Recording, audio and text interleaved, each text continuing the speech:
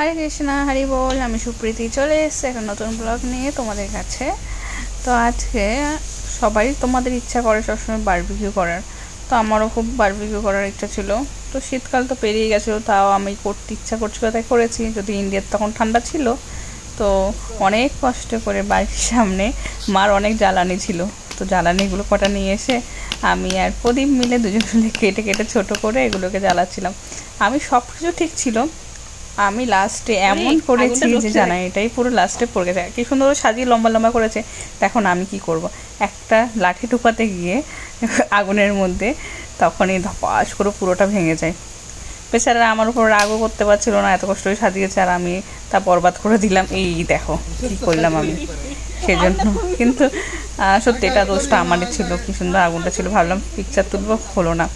যাই হোক, আগুন তো জ্বলছে, এটাই আমাদের কাছে সবচেয়ে বেশি ইম্পর্টেন্ট ছিল যে আগুন জ্বলা দরকার।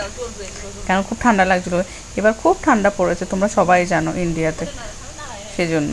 তো আমি অনেক দিন পর ইন্ডিয়া গেছিলাম, সেজন্য বললাম যে না এবার একটু আগুন করি, আগুন জ্বালাই, বারবিকিউ করি। এই জন্য তো ফ্যামিলি মানে আমার দিদির ছেলেটাও চেয়েছিল আমাকে, মাসি মাসি প্লিজ তুমি করো না, সবসময় তুমি বাইরের দেশে করো, আমার এখানে করো না। তো ওর জন্য বিশেষ করে করা, আর ও খুব খুশি হয়েছে বিশেষ করে ওর জন্য এটা করেছে বলে। কিন্তু কাছে আসেনি, দূর থেকে, ছোটো বাচ্চা যদি আগুন লেগে যায় সেজন্য।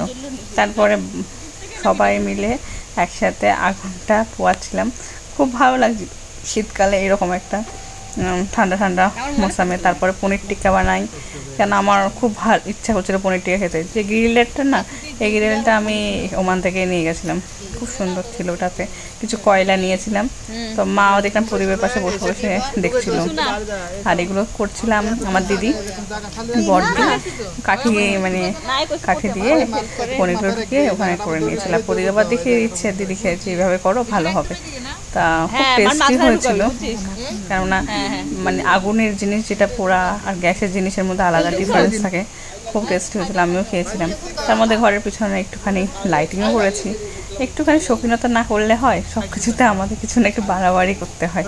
কিন্তু খুব টেস্টি ছিল টিক্কাটা। এই পনির টিক্কা করতে হলে তোমাদের মধ্যে এটা লাগবে দই, তারপরে লঙ্কার গুঁড়া, হলুদের গুঁড়া, অনেক কিছু লাগে। তারপর আমার খুব ইচ্ছা করছিল একটু, মানে আগুন যখন চলছে বেগুন পোড়া না হলে হয়। তো মাকে বললাম মা প্লিজ বেগুন নিয়ে আসো। তো মা তাড়াতাড়ি বেগুন নিয়ে এসেছিলো, বেগুনটা পুড়েছিলাম, সেই টেস্টি ছিল বেগুন পোড়ার পনির টিক্কা। অনেকটা হয়ে গেছে দেখতে পাচ্ছ পনির টিক্কাটা। এবার আমরা খাওয়ার পালা পনির টিক্কাটা।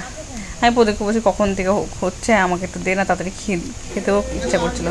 তারপর বেগুন পোড়াটাও দেখো কি সুন্দর হয়েছে, দিদি মাখছিল, মানে অসাধারণ খেতে ছিল। আর দেখো ধোঁয়া ধোঁয়া টাইপের, ঠান্ডা ঠান্ডা ওয়েদারে এটা খেতে যে কী ভালো ছিল। এটা আমার বড়দি, এর পরিচয় দিদি, সে আমার থেকে 3 বছরের বড়। আর ও এত সুন্দর করে বেগুন পোড়া বানিয়েছিল, কি বলবো, অসাধারণ ছিল টেস্টি। আর একটু দেখে নিয়েছিল, কেন বেগুন অনেক সময় পোকা টোকা থাকে, সেজন্য তোমরাও চাইলে এরকম করে দেখে নেবে ভালো করে, লাইট টাইট দিয়ে। অন্ধকারে অবশ্যই কখনো বেগুন পোড়া করতে যাবে না, এই জন্য। ওই দেখো বসে আছে আমার জাইমু, বড়দির বর সে। তারপর বোন দেখলাম আবার মোমো বানিয়েছে, এত টেস্টি বোন মোমো বানায়। আমাদের ঘরে সবগুলোই শেফ, এত টেস্টি টেস্টি সব জানে। তো যেহেতু আমি ক্যাবেজ লাগা মোমো খাই না, তো দুটোই আমাকে স্টিম মোমো করেছে, একটা সস দিয়ে, আর একটা পনির মোমো করেছে, আর একটা ক্যাবেজ মোমো করেছে। তো আমার বর দেখতে পাচ্ছ খেতেই আছে খেতেই আছে, শ্বশুর বাড়ি গেছে বলে মোমো খাচ্ছে, পনির টিক্কা খাচ্ছে, যেহেতু অনেকদিন পর গেছে। আর বোনের হাতে সত্যি কথা বলতে মোমোটা অসাধারণ ছিল। তো তোমরা যদি কেউ খেতে চাও জানাবে, আর আমাকে কমেন্ট করে বলবে। আর আমি রেসিপিটা বলে দেবো কীভাবে মোমোটা বানাতে হয়।